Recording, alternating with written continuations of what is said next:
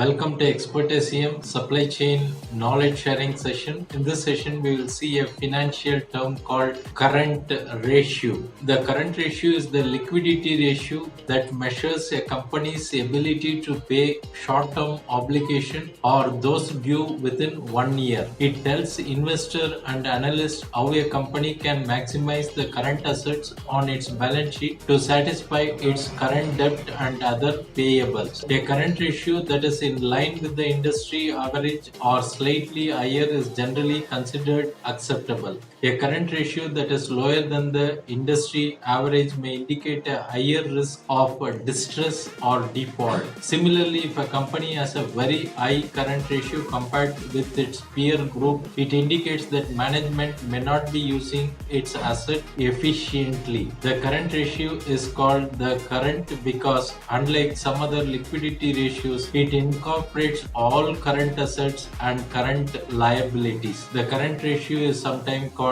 working capital ratio. To calculate the ratio, analysts compare a company's current assets to its current liabilities. Current assets are listed on company's balance sheet include cash accounts, cash, account receivable, inventory, and other current assets that are expected to be liquidated or turned into cash in less than 1 year. Current liability includes account payable, wages, taxes payable, short-term debt, and the current portion of a long-term debt. So current ratio is equal to current liability divided by current asset. A ratio under 1 indicates company's debt due in a year or less or greater than its asset, cash or other short-term asset expected to be converted into cash within a year. A current ratio of less than 1 may seem alarming, so it has to be checked. For example, a normal cycle for a company's collection and payment process may lead to a high current ratio as payments are received, but a low current ratio as the collections ebb.